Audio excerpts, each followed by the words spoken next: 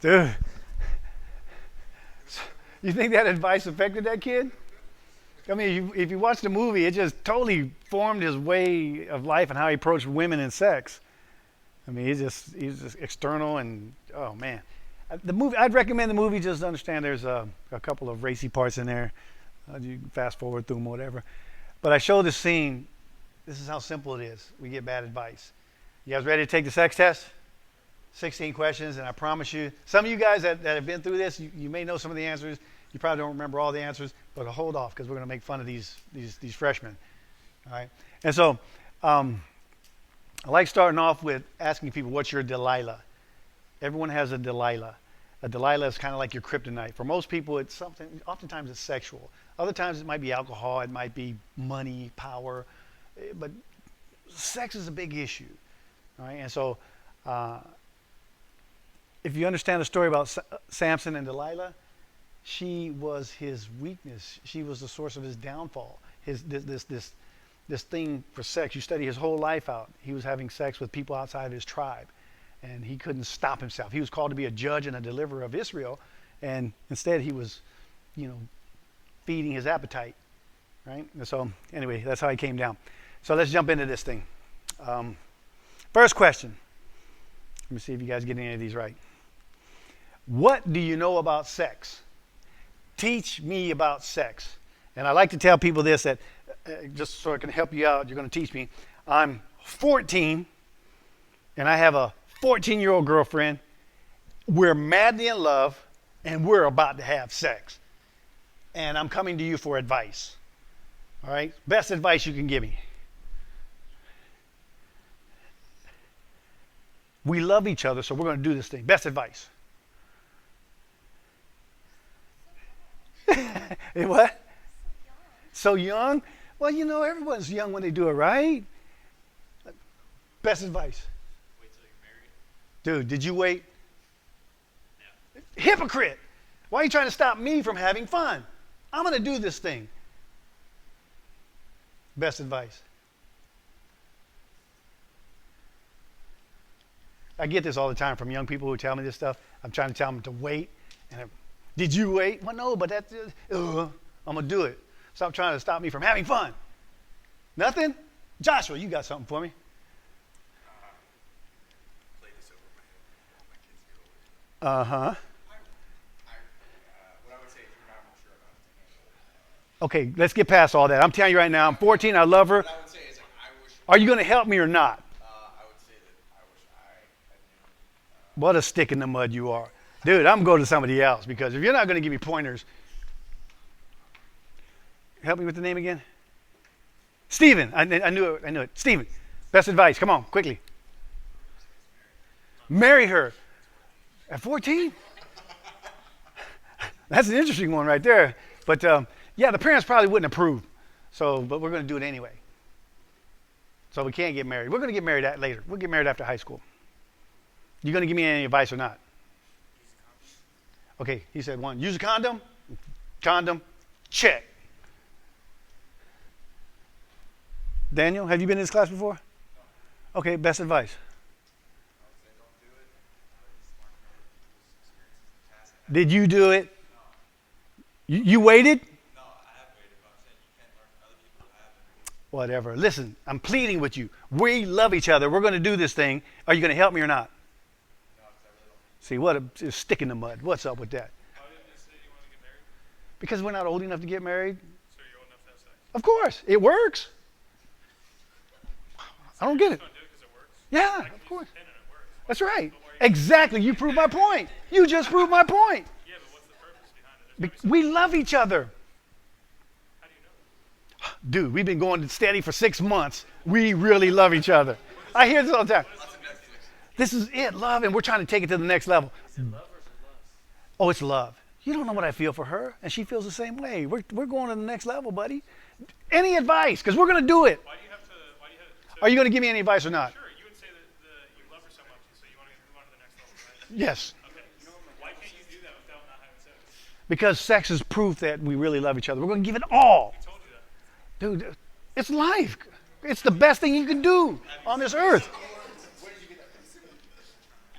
next question. Make it quick, because you dude. Go ahead. You'd say you're young, dumb, and full of cum. Right. And that's people say that. Exactly. And so I'm trying to solve that problem right now. Come on, guys.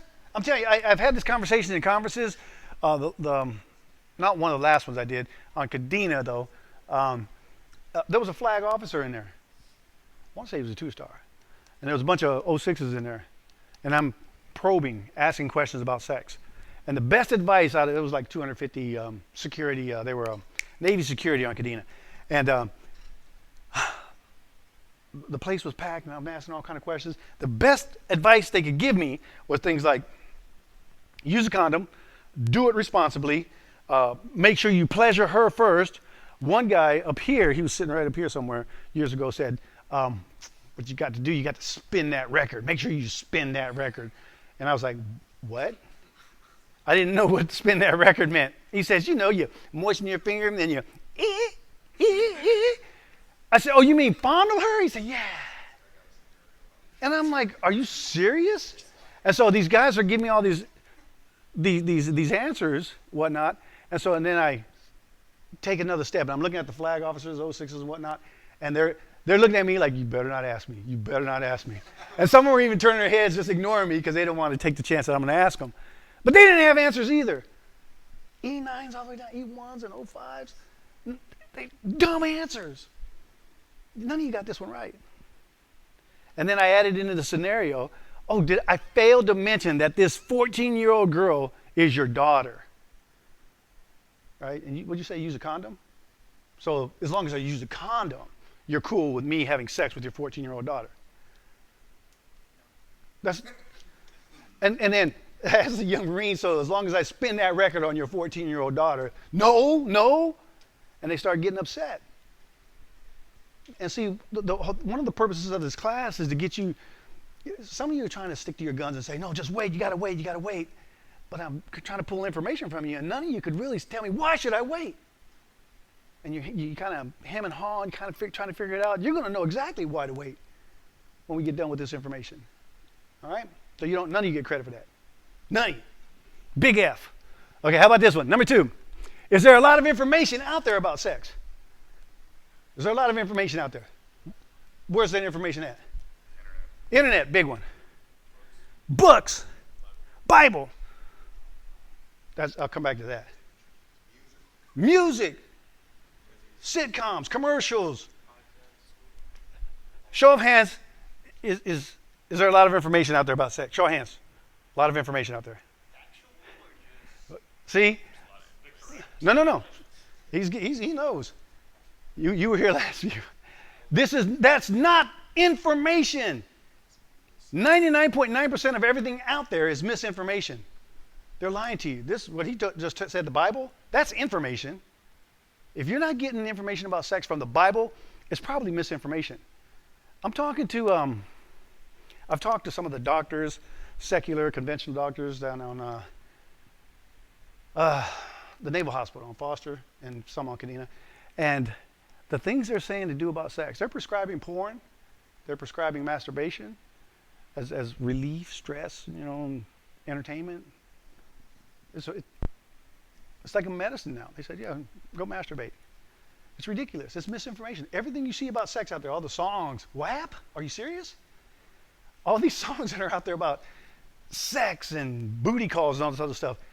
Know down in your heart right now that is not information, it's misinformation. And we're being inundated with it, saturated with it. All right?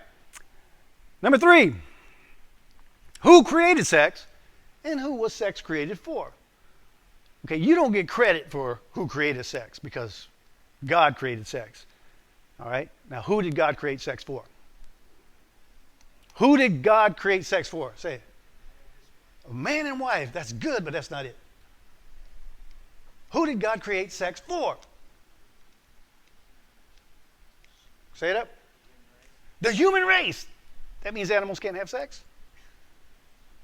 That's not it. For his children? What does that mean? What'd you say? For his creations? All creation? Yeah, it's good. I mean, animals and humans have sex, but that's not it. What do you mean? To procreate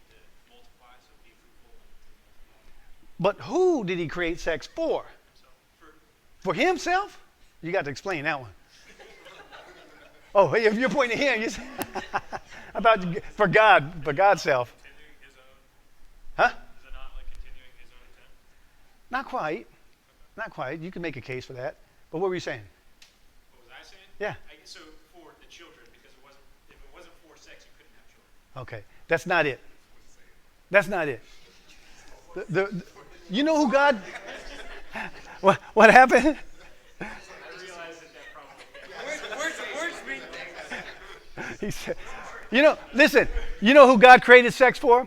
He created sex for people who know him. For people who know him. I'm telling you right now, it's the ultimate when you know God and then you understand what sex is about. Because you know how he designed it. And there are people who don't know God at all and they're experimenting with something that they don't even know the author, the design, the original intent of sex. And even Christians are doing this. They're having sex and they don't even know what it's all about. When I get to the anatomy stuff, that's in the Bible? Yeah, it's in the Bible. Some of the questions I get here, about right around 12 or 13, you'll see what I'm talking about. It's kind of like, I carry this around, I've been carrying this around with me for years. I don't know if you guys can see that, but it's got a little pocket right there, Velcro, little flap, Velcro flap, eyelets, 4 eyelets. And if I handed it to you and told you this is going to revolutionize your life, and I hand it to you and I don't tell you what it's for, what would you do with it? You know what this is for, don't you? I don't. That's the only thing I think of for the eyelids. He's the first one in 25, 30 years that got that. That's exactly what that's for. But most people don't know what it is, and so because you don't know the purpose of it, you will automatically abuse it. If I asked you what's the purpose of your penis, what's the purpose of your testicles, what's the purpose of a vagina, what's the purpose of marriage, what's the purpose of covenant in marriage, can you answer all that? And you might say, take some shots in the dark and stabs at it and get some of it. But when we're done here, you're going to know exactly what all this is about. Right? And so this is why I'm telling you, God created sex for people who know him. There are Christians who don't really know God. We're about the topic of sex. They're saved, but they're having sex, and they don't even, I can go on. I have pastor friends, clergy friends, chaplain friends. I have one pastor friend. He's passed on. But he would be having relations with his wife and have a porn magazine open on the pillow right next to her head. And this is a Christian friend of mine, a pastor friend of mine. Is that good or bad? Why is it bad? This guy knows God. Why is he doing this? It's not beneficial to the marriage. He's actually communicating to her, you're not enough. I need more than you. That's what he told her. I need more to stimulate me. And he says he knows God. Why? So sex is created by God for people who know him. And I'll tell you this. There are people that don't know God that have better marriages than Christians. But unless you understand the purpose of a thing, you won't fully know what you're missing. With God created marriage, God created sex. And so when you understand what he was thinking when he created sex and marriage, you have a better, you'll appreciate it more. You'll understand more. You'll be able to share more. Jeremiah, you had something? I thought you had your hand up. Okay, number 4. Generally speaking, do guys really like girls? I mean, generally speaking, do guys like girls? He says, yeah, do guys? Israel, you know this question? You probably already know this. Really? Daniel, do guys like girls? I feel like it's a trick question. They're all trick questions. I think we lust after girls. See, and that's it right there. I'll give you credit for that. Generally speaking, guys do not like girls. I'm talking about you guys sitting in here right now. You don't like girls. Because if we really liked girls, why do we treat them the way we treat them? Why do we look at them in porn? Why do we masturbate to images of them? Why do we just look for booty calls and things like this? We don't really like girls. Who do we really like? Self. which is why we treat her the way we treat her, because I have a need, I'm horny, I have an itch, and so we treat girls to satisfy ourselves. You got this thing backwards, right? So guys don't really like girls. Number 5. What are your thoughts about a threesome? Some of you don't, if you know this, don't say anything. What are your thoughts about a threesome? Philip? You've never thought about a threesome. Between all of us right now and the Holy Spirit, you've never thought about a threesome. Do you know this? John? Thoughts about a threesome? Good or bad?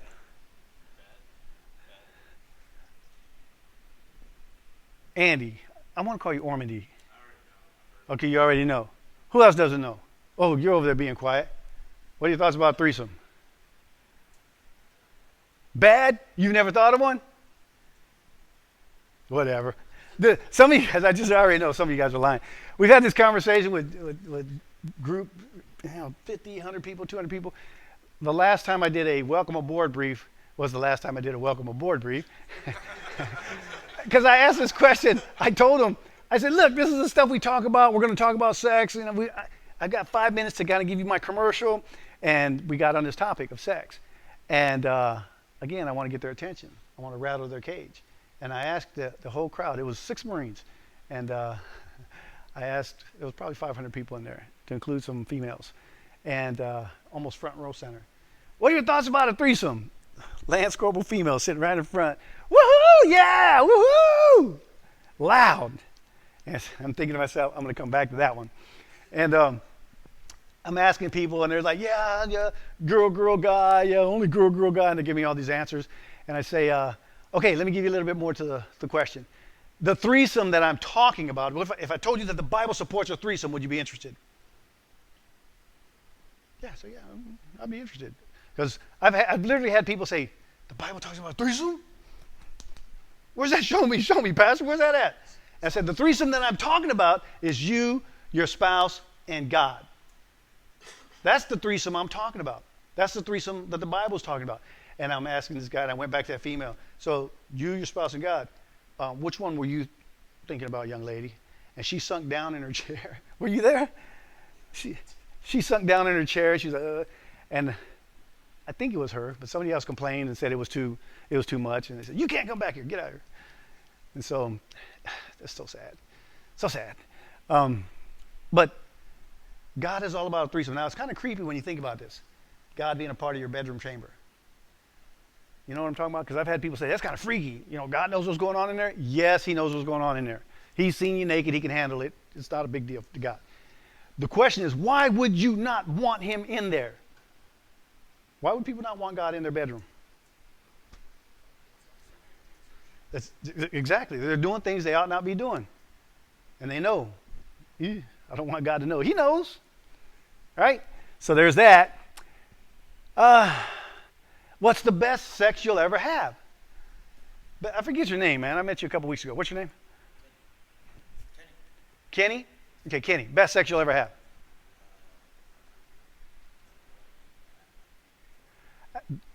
Wedding night sex? Yeah, wedding night sex. Yeah. Nope. That's not it. Because I've had friends that I've had to minister to because he got married and he had that marriage license. He thought he had permission to go King Kong on her. And he hurt her mentally and physically. He literally thought, Conan, me, man, you woman, come here. And he hurt her. It took years of them to kind of recover from that. We had one. Don't let me forget to tell you about the couple that was married 5 years, Andy, and only had sex 3 times in 5 years. That'll be brought up, if I remember, in a class next week or the following week. That's really weird. So, best sex you'll ever have.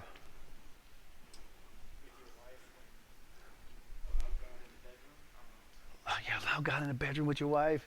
Maybe. Post-deployment? Woohoo! Ormandy, best sex you'll ever have.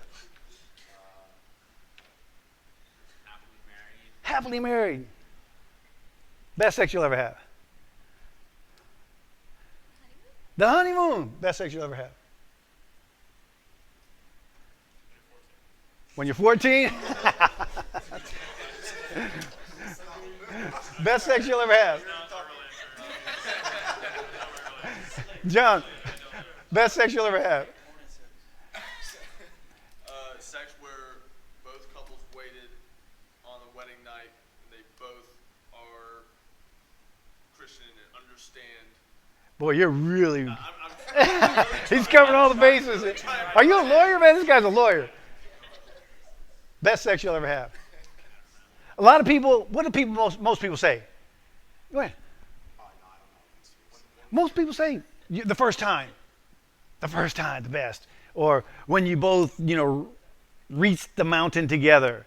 Or the two midgets. Or the hobbits. Or, the goats. Yeah, we got the goats. And they come up with all kind of answers. What the best sex are you kidding me? The best sex you'll ever have? Yeah. See, the best sex you'll ever have is God-approved sex. It's God-approved. It means it's guilt-free. If it's guilt-free, it's God-approved. It's guilt-free sex. Now, it begs this question right here. It goes right into this one right here. What percentage of your sexual history is God-approved? I'm talking about masturbation, thoughts, booty calls, hookups, whatever, friends with benefits. What percentage of your sexual history is God-approved? Thank you for being honest, Stephen. Some people, 90%, whatever. Kenny? You say 0? Is it okay to say 0? You know what this means? Because most of us say, okay, I'm married. I've been married 34 years. I'm trying to get this. And I'm telling you right now, I still don't have it all together. When we get to the spiritual aspect of sex, I'm going to explain some things to you, what's supposed to happen in that threesome. What does that look like? What does that feel like? What should you experience? And it's not always like that. I'm talking about God being a part of that. Just read the Song of Solomon, right around chapter 4. It is chapter 4. And God approves of what's happening. And he's right there the whole time watching. But he's not participating, but he's watching, and he gives them blessings. He says, I approve of what you're doing. I bless what you're doing. This is an awesome thing. So the best sex you'll ever have is guilt-free sex. If it's guilt-free, it's God-approved. That begs this question, though. If it's not God-approved and only 1% maybe was God-approved, what does it say about the majority, the 99%? It means it was not God-approved, which means it's sinful. What do we know about sin? Yeah. Some form of death. What are the wages of sin? Death, some form of death, which means in my sexuality, 99% of my sexuality my sexual history was not God approved. Consequences. And some of you aren't even married yet, and you're you're cheating on your future wife now. I know, I'm guilty. Listen, if it sounds a little blunt, I don't apologize for that. Because we don't have time to sugarcoat and waste time, trying to treat you with kid gloves. This is bottom line stuff. And the reason why I'm pretty blunt about this is because God dealt with me first on this. And I learned I have to wear it before I can share it. And so God takes me through the fire and through the ringer on this thing. And then now I'm just bold to give it to you. Because he fried my pancakes first. Seriously. All right? Now, getting back to this thing about some of you, if you're single right now and you're masturbating, you're watching porn and stuff like this, you're cheating on your future wife and you probably have not even met her yet and you're already committing adultery on her. Patterns. These are patterns. All you have to do is examine, just for 2020, examine your sexual history and you'll see the patterns. You'll see the sin. But what we don't do is figure out what are the consequences. Next week and the following week, you're going to see some consequences. And it should rattle your cage. All right. Number 8.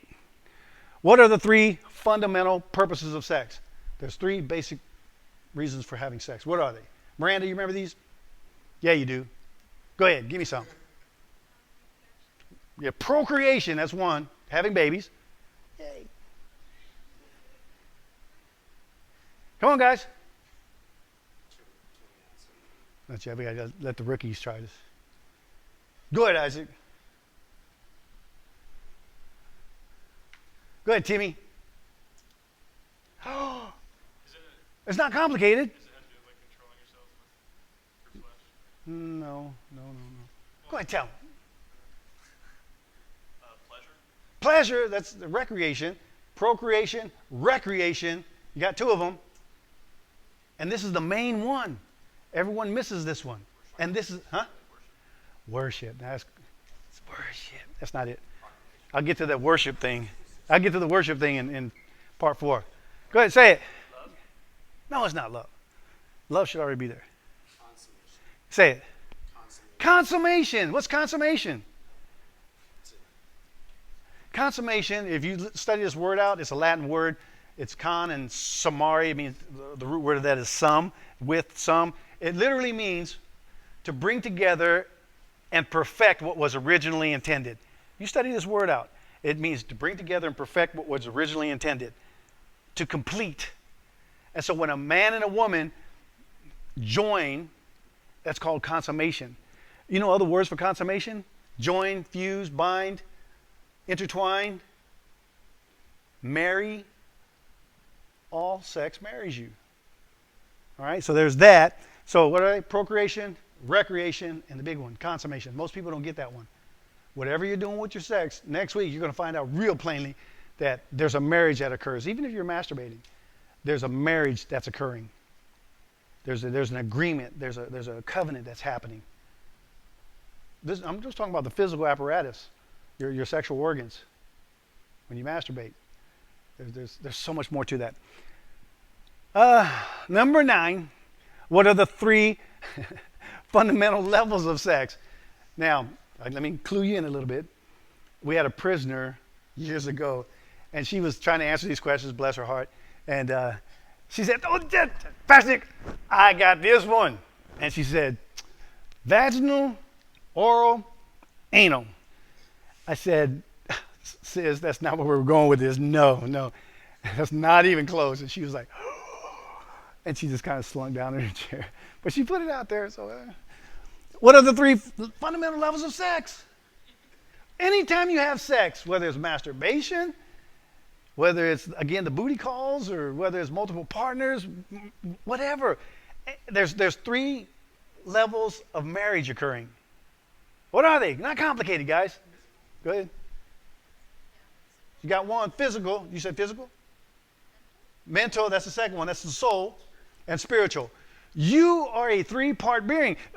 That's why I told you the classes are going to go from the sex test. What's next? The anatomies, the soul, and the spirit. You are a 3-part being. You are fundamentally a spirit. You possess a soul, and you live in a body. And so anytime you have sex, there's a marriage occurring on those 3 levels, which I'll explain what happens at those levels in the following weeks. All right? So, number 10. What is adultery? Define adultery very quickly. Make it simple. Sexual immorality that separates you from God. I can get some of that. We need to make that a lot more plain, though. Need to expound on that. He said cheating. Is it safe to say sex outside of marriage?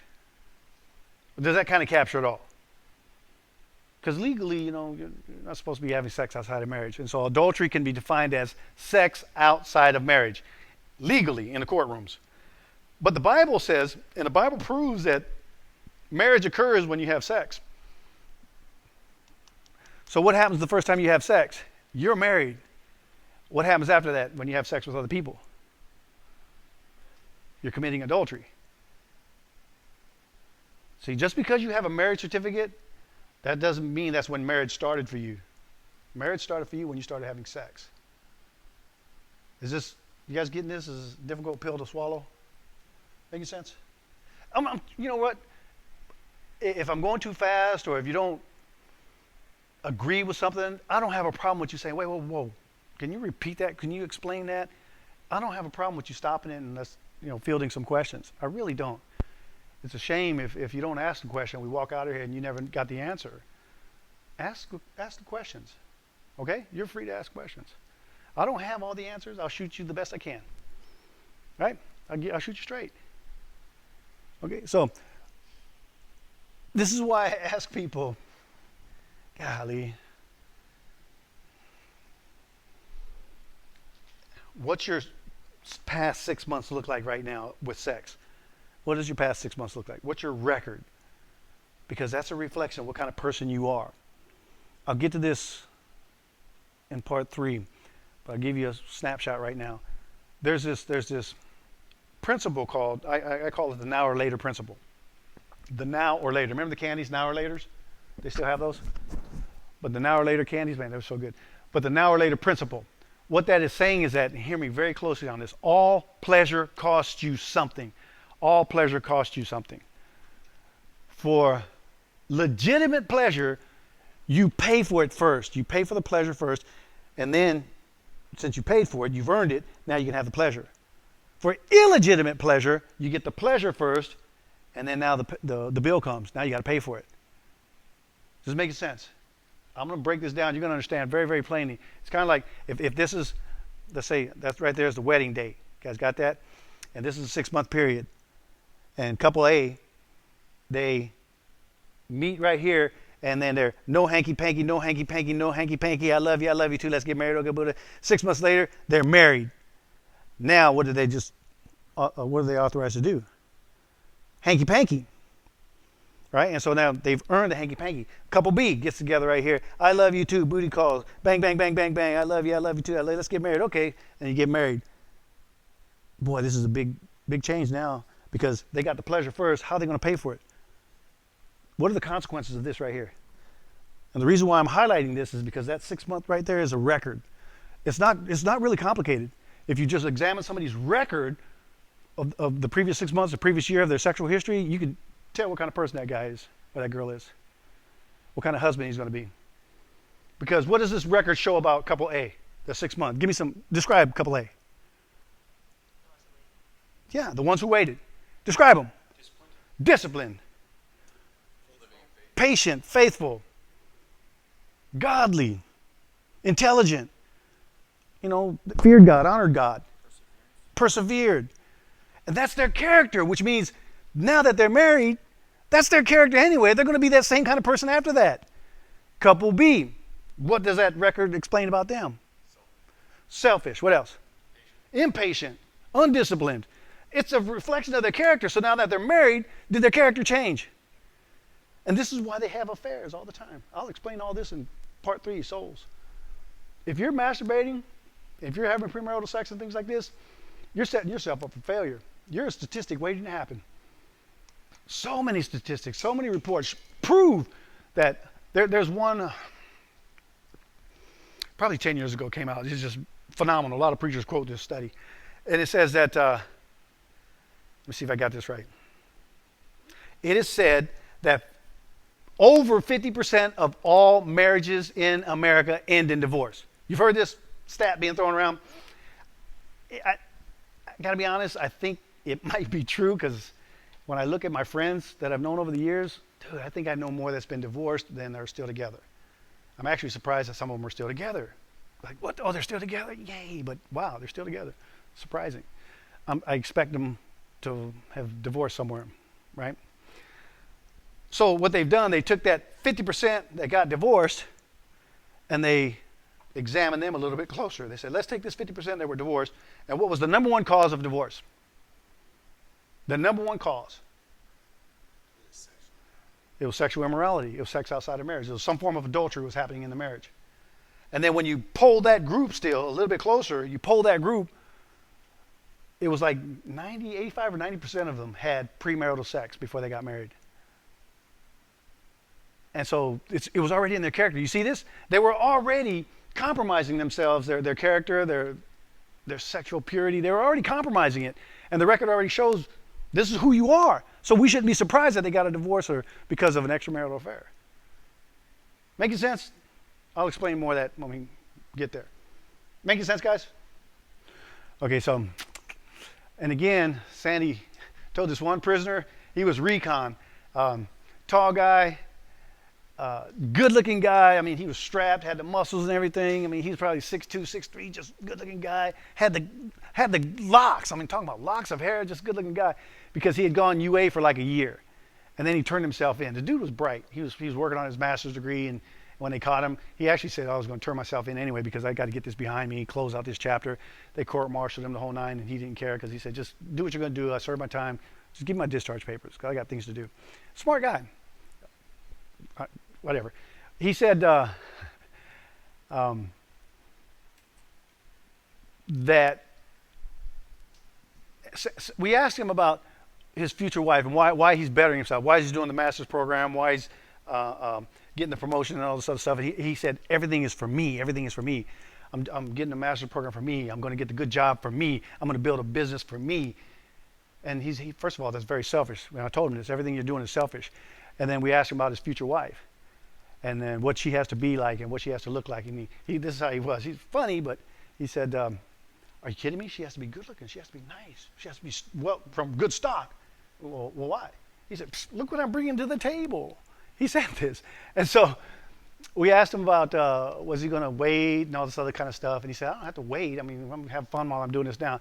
And Sandy blasted him, called him out and said, wait. You're saying that you're going to have all these booty calls and friends with benefits and hookups and all this stuff before you meet your wife, and then when you meet your wife you're going to stop messing around. He said, "Yeah."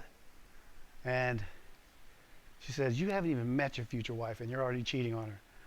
And the other prisoners were like, "Oh." But it's true. It's true. Whatever kind of person you are as a single right now with your sex is the kind of spouse you're going to be. This is why you got to get it right now. You got to get it right. There's more to this. Number 11. Simple question. What does husband mean? Husband. You had your hand up. Literal definition of husband.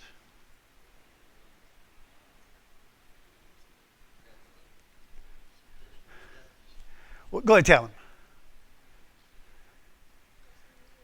Someone you love? That's really good, but that's not it. Tell her. I don't know. I would say a protector, but Protector. the literal definition, so I don't know the literal definition of it. Joshua, remember? You remember? Wait, you're a husband. How long you been a husband? 2 years. So you're a husband and you don't even know what a husband is? Do you remember? Go ahead, tell. How long you been a husband? 4 years. 4 years? I think I was a husband like 10 years when I figured this out. I'm like, oh, golly. Say it.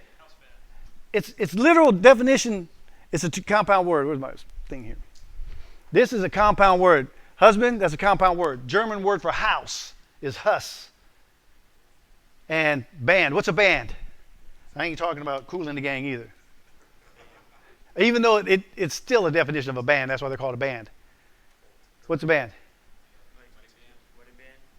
Give me better than that. Yeah, say it. A band that's holding the barrel together is kind of just holding the structure up and keeping it just Yeah. falling apart. You guys ever seen them big old wine barrels? Yeah. Them casks, flasks, whatever they're called. And they have them wooden planks. What holds those planks together? That band. What happens if you take that band off? They fall apart. Men are called to be the band of a house, not women. Women cannot be house bands. I'm going to tell you right now, because men are so stupid and jacked up today, women have had to try their best to be the house band. Just look at America right now. The divorce rate, the single family rate, and you'll see exactly what's going on with America right now. The band of the house isn't there. And if the band of the house isn't there keeping it together, you can understand very simply why the houses are falling apart. I can make a strong case when we start talking about manhood, a strong case. The condition of America right now is solely on the backs of men. And I'll take another step and say squarely on the backs of Christian men. Bunch of cupcakes, yielding their responsibility, their authority. They're not sharing the gospel. They're not giving the truth to people. They're not praying with their families. They're not speaking up for righteousness. They're absolutely not. They're closet Christians. To a large degree, closet Christians. That's the problem with America right now. I'm telling you, but if men would rise up and take a stand and get it right, dude, we can have revival. And I'm going to say this. You guys are not authorized to say this. If you have some brass cojones and can back it up, then you can say this. But I'm not sure. I can stand in conferences and in front of churches and things like this, and I can say this, that women, I need all the ladies to hear me right now, women were created by God to be led by a man. I'll say that one more time, because make sure you're offended. Women were created by God to be led by a man. What do you think about that? Be honest. It's okay. If you like it, yay. If you don't like it, that's cool. I'm telling you right to your face, you were created by God to have a man lead you. What do you feel about that?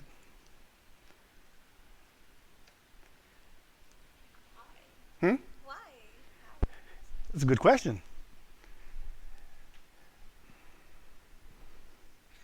Miranda, what do you think about that? Hmm? I don't mind. Why not?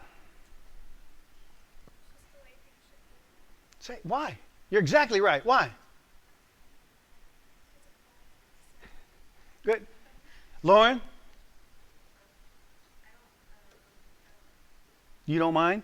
Listen, you know what I'm telling you? I can say this because I can back it up. And when I say it, you should see some of the women's faces. Some of the women, I can't believe you just said that. I'd say, zzz. Let me explain. And I got to calm them down. Let me explain. You know, most healthy women will say, I want a man to lead me. I want a man to secure me. I want a man that I can trust. They don't trust men. There's a book about 20 years ago written called The Day America Told the Truth.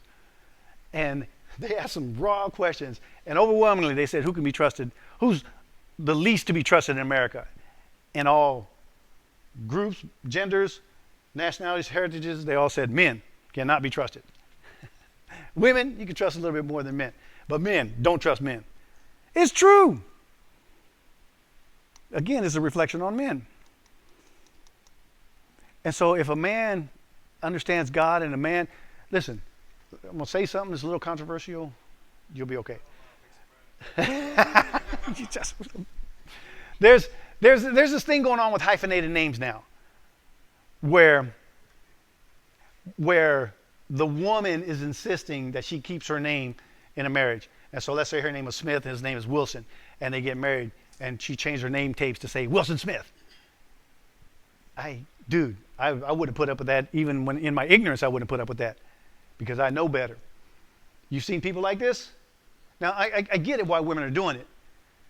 We met one woman, she was years ago, she was one of the cooks down there on one of the bases, and she said, I've had to keep my name because this is my third marriage, and every time I change my name and put my trust in a man and he divorces me, I have to rebuild my credit. So I'm keeping my name if I get married again because I'm not going to build my credit again. Again, man's fault. We had one woman that we ran into at Atsugi Air Base. Sandy and I and the girls were walking through the McDonald's up there on the base, and she was in uniform, and she had she was from the islands, and she had an awesome last name. It said something La Fontaine.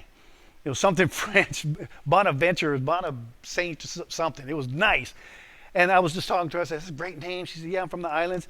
And she said, "I just got married." I said, "Really? Where's your husband?" "Oh, he's going to come along soon." I said, "So that's not your last, is that his last name?" She said, "No, that's my name." I said, "Are you going to change to his last name?" "What is his name?" It was like Wilson or something like that. It was something very, very plain.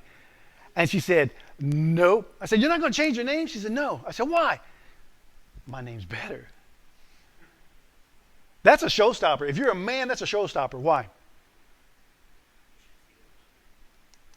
Explain. Come on, gentlemen. I'm telling you right now, that should be a showstopper for you. If a girl says, "No, I'm going to keep my name." It almost feels like an out. Like there's an out there. It's, Like, in case I don't want to. maybe. In case I don't want to follow through, I can back Yeah, maybe. It's worse than that for me, though. A lot worse than that. Shows a lack of trust. Give me more. You know, this makes me want to shout because, I would tell Sandy, My name is sufficient. I will take care of you. I will protect you. You can trust me. But most guys don't want to put that out there like that. Most guys don't even know how to put that out there like that. And their sexual records prove otherwise too. It's true. Let me tell you something. You know, that's wrong to be Smith Wilson. That's wrong. You know why? Because the Bible says the two shall become one. And it also says that he will be her head.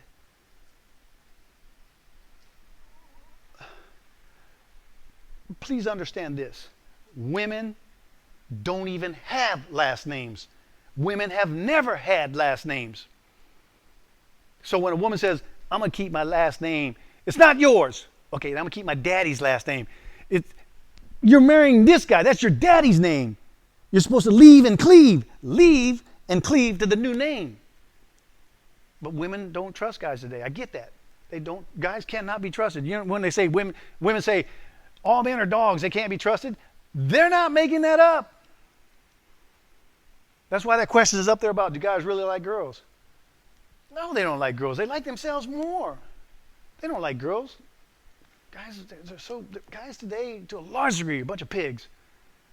We just had this go on. I don't know who we had the conversation with.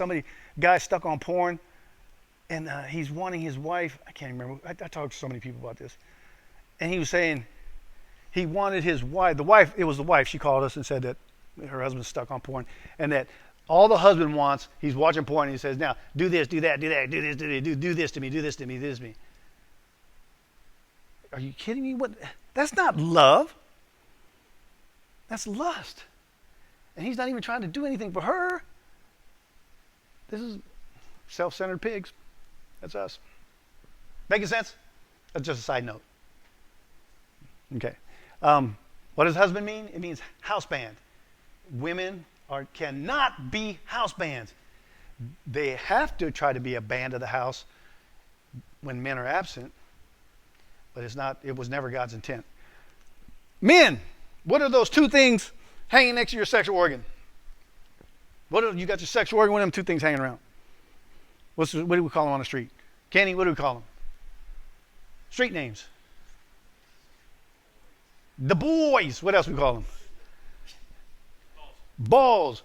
Gonads. What else? Huevos. It took me years to figure out. You know, huevos? Huevos is eggs. It took me years. I'm Mexican. It took me years and it dawned. I thought, dude, those are eggs. And so, huevos, nuts, jewels, scrotums. And we throw all these names around. The medical term, the official term is testicles. They're testicles.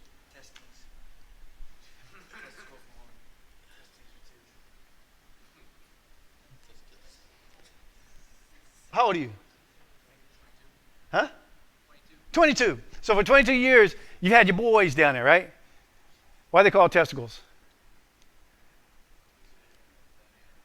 I know, right? It's very interesting. Watch. I don't know. Why are they called? No idea. Wait, you tell me about the plural. Because this guy speaks. I've never forgotten the Greek stuff you were telling me about. Oh, yeah. Yeah, he knows some Greek. I'm going to pull some information out of this guy. You said, which one is plural? Testes is plural and test. Well, I mean, testicles is plural too, but I think it's testes. Okay, so why are they called testicles? No idea. Isaac, you remember? Do you know? You know? Yes. Did I tell you? Yes. Okay, so can't use you. You know? Oh, I told too many. Joshua, do you know? You know? They test your tickles. They test your tickles. That's fun. Not quite. Some people do say they test you. No, that's not what they are. What are they? Yeah. See, the root word is. Philip is exactly right here. There's a root word for this. Testicles. The root word is testes. Is Latin word. Testes. Testes. Testes. That word we get. It's a root word.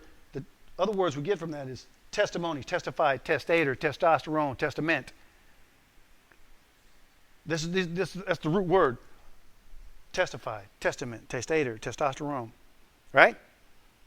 So what does it mean? What does testes mean? Your boys, they're called testes. Why are they called testes? I'm going to go over this next week when we talk about anatomies. Jeremiah, you remember? It literally means witnesses. Your testicles are called witnesses. That's what testes means. It means to witness. You know, one of the most powerful things a prosecutor or a defense can bring to the witness, to the stand, is a witness, because the witness was there. The witness saw. Now, what I'm telling you, your testicles are literally called witnesses. What are they supposed to witness? Why are they called witnesses? This is going to mess you up. Why are they called witnesses? Why are your testicles called witnesses? They see everything that happens down there. So why did he put the witnesses there? Why didn't he put them right there? Why didn't he put them right there in the back of your neck? Why? Why are they there? You're right. They're witnesses, but they're supposed to witness what? Why are they there? They're there because what they're supposed to witness is that sacred act of marriage. Every time you have sex, every time you do something sexual, your testicles bear witness to what's happening. That's why they're there. That's why they're called testicles. Do you know when you're in a marriage ceremony, whether it's a courtroom, whether it's a fly-by-night chapel in Las Vegas, whether it's a church, you know, they have to have witnesses present. You know what? They got that symbolic gesture from the act of sex. That's what they're doing. It's symbolizing the act of sex. So here's the real question. If it's true what I'm saying, that your testicles are witnesses, what have your testicles witnessed? Don't answer that. Your testicles are witnesses. And I'll explain why that's so profound next week. What they're supposed to witness and what have they witnessed. A little scary. Ladies, I've got to ask you this. What's the difference in being known and being laid? Two types of sex. One is being known and the other one is being laid. Girls, you remember this?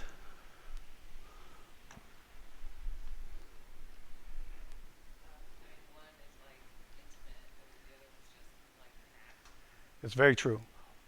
One is very, very intimate, and the other one is just an act. To be known, if you study the Bible, Adam knew Eve. It literally means, that word is yada. You ever heard on Seinfeld they talk about yada, yada, yada, yada? Well, that's a Hebrew word, yada. And yada means, it's the same word that's in the Psalms that says, be still and know that I am God. Be still and know that I am God. Adam knew Eve.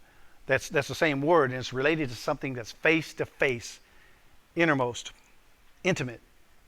And so when we're talking about sex here, I got to say this because I might forget next week during anatomies. It doesn't surprise me how many people in the church think we're animals. They've been told that we're animals in the church, Christians. And they don't know any better. I always heard we were animals. We had a guy in the brig years ago said, we're animals. I said, where'd you get that from? I do the 1-2 punch thing, question their reference. Where'd you get that from? He said, Webster's Dictionary. I said, Webster's, what? Okay, you're losing me here. What do you mean Webster's Dictionary?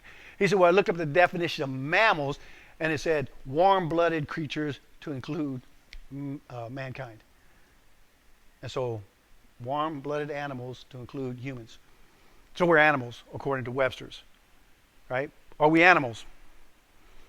Some of you are not sure. We are not animals for several reasons. One, we were made in the image of God, not animals. You're mankind, not animal kind. Jesus didn't die for animal kind. He died for mankind. And here, what does it have to do with, why did I bring this up? Is because we're the only species on the planet. Mankind is the only species on the planet with the ability to mate face to face. How many of you didn't know that? You study all these other critters running around out there. Every now and then you'll have some weird ones. We've done some research, and I've seen some weird things, man. But that's an anomaly. If you see a lion, because sometimes I saw a lion do that to another lion, that's not how they normally do it. It's like that, right? And so that was an accident or something, right? Years ago, we were up at Expo Park, and the manatees were in there, and they had one pool full of some manatees, but this one clean pool, big old window, you can see everything. There were 2 manatees in there. And I suspected that's a male and a female. And I said, oh, that's cute. And you know, I said, yeah, that's cool. And family's behind me, and I walk out, and I'm walking out in the sun.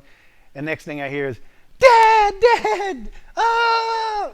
And I go running back in there, and I kid you not, they're belly to belly, up, you know, like this in the water. They're belly to belly, and she's got her flippers feeling for his junk, and his junk comes out, and she grabs his junk with her flippers and guides him inside of her.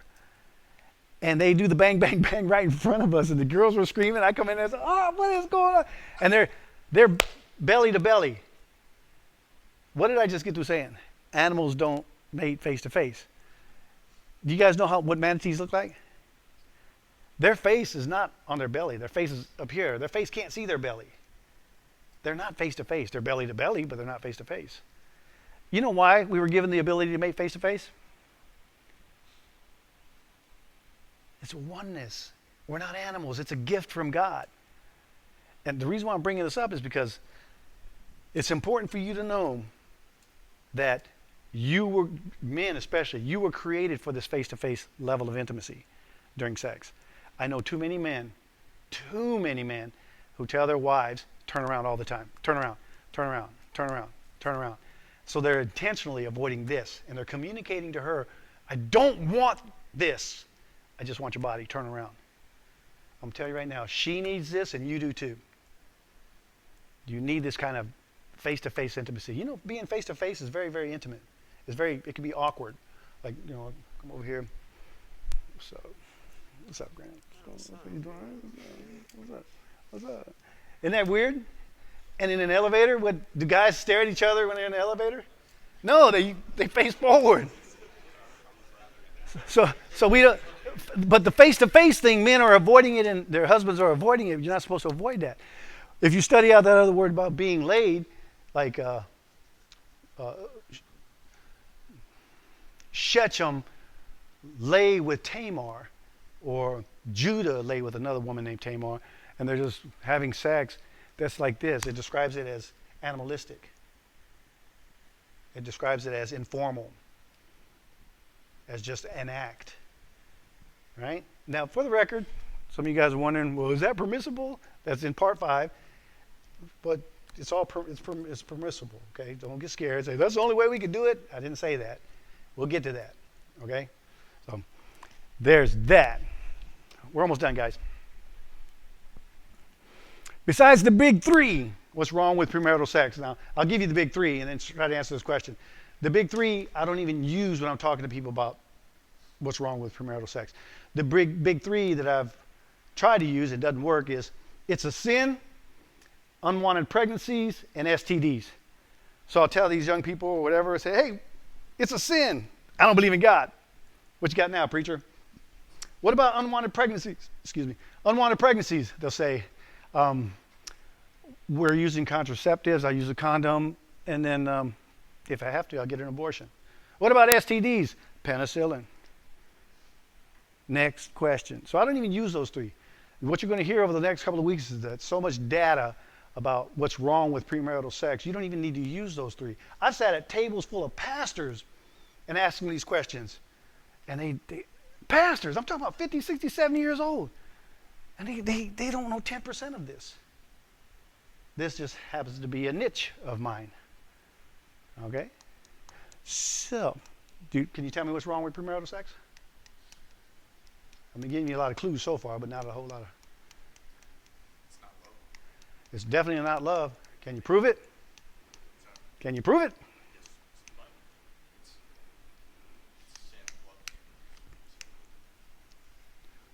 Yeah. Well, it's the other way around. Sin can't produce love. Right? And so you're going to hear this stuff the coming weeks. You're committing adultery on your future wife. Committing adultery. How about that? Well, they say, well, this is my future wife. I want to marry her. Whatever. What? I kid you not. I used to have people in my van. I think the last time I did this, a mom was concerned about her son was 18. I think he was either a junior or a senior in high school, and she was 1 year out of high school, and they were dating, and they were having sex. And I've dealt with these people often enough. so she brought him up here, dropped him off, and I promised to take him back down to foster. So I'm up here by myself years ago, and I know that we're going to go back down south. I've got him for an hour that I could talk to him. And he came up here for the sex series, he and his girlfriend. And other couples I've done this to, what I'll tell them, so I understand you guys are dating. Well, let me tell you this. They got in the car, my van, and we're getting ready to go down south. And he's about to get in the back. She's in the back of the van, and he's about to jump in the back of the van too. I'm like, no. You sit up front with me. And he's a little upset about that. And so I started asking him, so you guys understand you guys love each other and you guys are already having sex and all this stuff, thinking about marriage and all this good stuff? They say, yeah. I said, you guys really love each other? And they both said, yeah. And I'm looking at her in the rear view mirror. And I said, okay, I'm an ordained missionary, ordained pastor. I could pull over right now. There's witnesses right there. We can have witnesses. We can do a ceremony right now. I can marry you guys right now. If you guys love each other, would you do it? Now, I always ask the girl first. Why? Because she's going to say yeah. And sure enough, I'm looking at her in the rearview mirror. I said, should I pull over? Would you marry him if I pulled over? And she's like, yeah. And then I already know what's happening. I already know what time of day it is. I turned to him. I said, should I pull over? and I'm telling you, every time the guy's like, I got to finish high school. I got to save some money. I got a job. There's some things I need to do. And the girl in the back seat, she started crying. I kid you not. Every time the girl starts crying, and she's crying, and I'm done with him. And I'm looking at her. I said, "Did you see what he just did? What did he just do, guys? What did he just do? Say it. I can't hear you. Hesitated. Give me more. What do you mean hesitated? There's a form of rejection. Give me more. You guys are on this.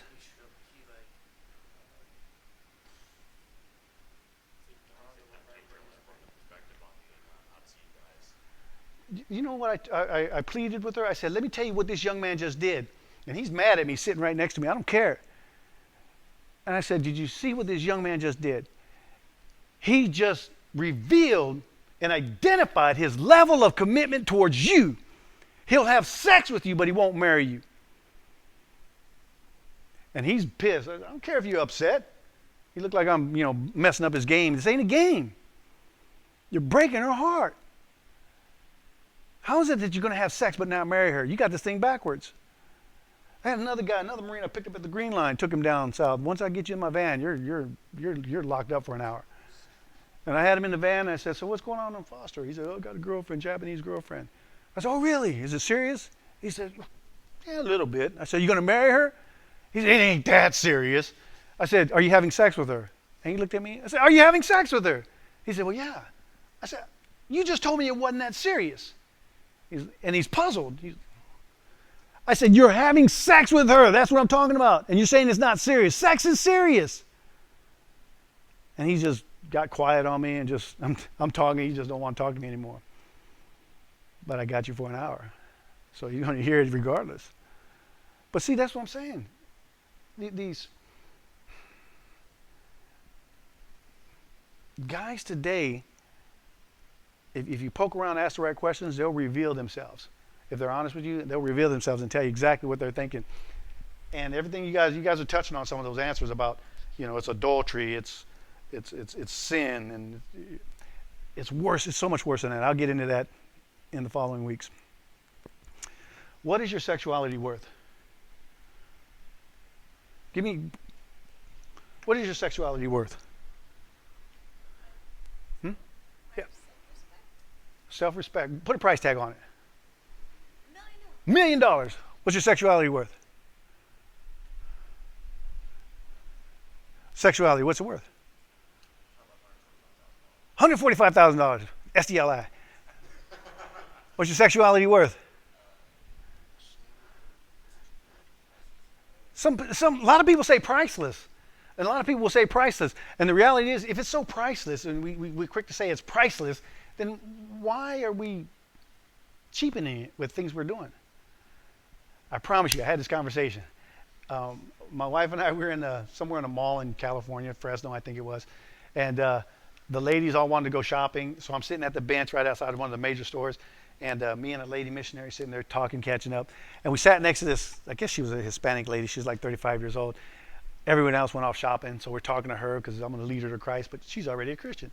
And she said that a year ago she had a near-death experience. She overdosed on drugs. She went up to some kind of mountain party retreat thing, and she OD'd on drugs. The ambulance came to pick her up, and they were pumping her stomach coming down the mountain. And coming down the mountain, the Spirit of God came in the ambulance and just nailed her and showed her what her value was. And she said, she explained in great detail, God was speaking to me and showing me how I was things that she was doing was opposing the value that God placed on her life. And she said, I knew my value. God showed me my value and my identity. And that changed everything. I gave my life to Christ. I got baptized. I'm being discipled now. And then she goes on and she starts telling me about her youngest daughter. She has 3 daughters.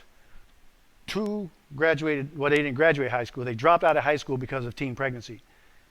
She dropped out of high school. The mom dropped out of high school because of teen pregnancy. And then so she ended up having 3 daughters. Daughter 1 dropped out, teen pregnancy. Daughter 2 dropped out, teen pregnancy. She says, I have a 14-year-old daughter. She's dating a senior in high school right now. What's the writing on the wall? And she starts crying. She starts saying, I've made the mistakes, my oldest daughter, my second daughter, and I don't want the 14-year-old, my baby daughter, to make the same mistake. Can we break this cycle? And I promise you, about that time, when the mom told me this brunette, her daughter, 14 years old, and a blonde, her high school classmate, they come walking up to me. And as they're walking up to me, she's holding a little cheap phone. And my first words to her, because I had not met her before, I said, hey, what's that in your hand? She said, it's a cell phone. I said, how much is that? She said, $50. I said, I'll give you $1 for that phone right now. She said, no. I said, I'll give you 2. No. 3. No. $4. No. $5. Final offer. Take it or leave it. And she said, no. I said, why will you not sell me that phone for $5? She says, because it's worth more than $5. I said, how much is your sexuality worth? And she was dumbstruck. What? I said, how much is your sexuality worth? And she didn't know what to say. And I said, and I got on her. I said, how is it that you know the value of that stupid phone and you will not sell it for cheap, but you don't know the value of your sexuality? And she was like, whoa, I didn't think of it like that. And I said, how is it? I know you're dating that senior. Your mom just told me you're dating a senior right now. Let me tell you what the value of that is right there. It's priceless. And this senior, if he's true, you know how he's going to earn that? He's going to earn that sex with a ring in his life. That's what that's worth. A ring in his life. And the mom was crying, the blonde was crying, the little brunette was crying. We prayed with them. That's what it's worth. It is priceless. And see, a lot of times I ask you, what's the value of your sexuality? We're quick to say it's priceless. Then why are you, masturbating in a towel or a sock or in the shower? Why are we doing booty calls? I know guys that masturbate at stoplights going up and down the roads. I know guys guys in the brig, man. They've been caught going to Family Mart, Lawson's, and when do you hear some of these stories? And they'll flirt with the high school girls when they go by. They'll wave dildos at them because they think it's going to turn these Japanese girls on. There's some crazy stuff. Where did he get that from? Where did he get the idea that if she saw a penis, all of a sudden she's ready to go? Got it from porn. I'll tell you about all this stuff in the weeks to follow. All right, but what I'm getting at, your sexuality, if it's priceless, then let's treat it like priceless. That's not, you know what I'm talking about. Just all talk. It's priceless. Well, then how come you're not treating it like priceless? All right, last question. What is permissible in sex? If I ask you, you're all pastors right now, and I'm about to get married. We're going through marriage counseling. What can we do in sex? What's permissible? Timothy, what's permissible? If you're married. Yeah, we're going to get married. We get married next week. What can we do? Nothing until you're married. Okay, we're going to get married. Then what? Go for it. Go for what? Joshua, what can we do? Come on, Pastor Joshua. Vaginal intercourse. Vaginal. What about oral? We're going to talk about this. Is that in the Bible? I'm sure it is. He says, I'm sure it is. What about hobbits? Because I got this thing with hobbits. That's somewhere. Okay, what about chains? What about whips? What about vibrators? What about cosplay? Can we do that in there? What about threesomes? I'm not talking about the Holy Ghost kind. What's permissible? What you're doing bring glory to yourself and the wife of God. Well, it might, maybe. I mean, can you tell me? I mean, bringing some sheep in there, is that bringing glory to God? Are you sure? It might. I mean, unless I know otherwise. What about, what about porn? We had one of the guys, as I'm wrapping up on Kadena, one of the guys, boy, he threw his wife under the bus, man, in front of everybody, and all the guys, they didn't let him off the hook. They ragged him for it. He, I forget, he said, well, my wife and I look at porn. We don't have a problem with it. And I'm like, I just spoke for 5 hours, almost 6 hours on this topic of sex. What did you not get about it? And then he said, well, it's my wife's idea. She's the one who wants to watch porn. And all the men were like, oh. So is porn okay? I mean, the doctor said it was okay. My doctor prescribed it.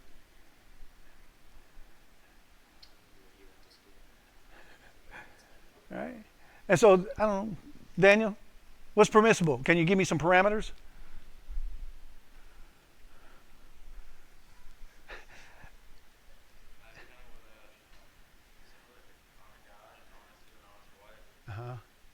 So, hobbits, is that honoring God? It's honored. I don't know how you're doing it. We'll get into this and we're going to make it plain, all right?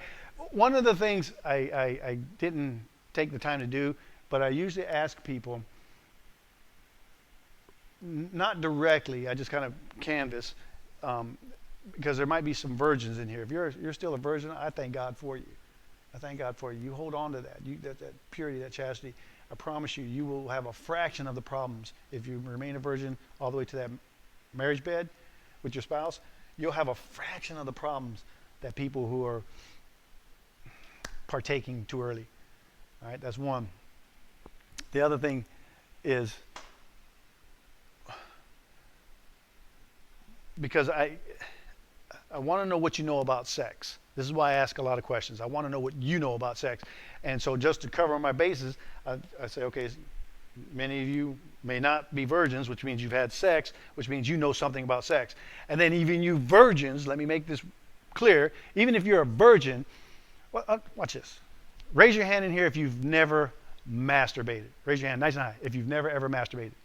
I'm being serious right now. Raise your hand if you've never masturbated. No, seriously, raise your hand. No, for real. No, for real. And see, what does that tell me about you? You know something about sex. Something. You know a little something about sex. And so you're welcome to have this conversation with us. All right? Because you're a sexual being. Okay, so with that, we'll get to this question. It's really easy to answer. Matter of fact, we use triangulation to get an answer for that thing right there. Okay? So we'll get there. So let's go ahead and stand up.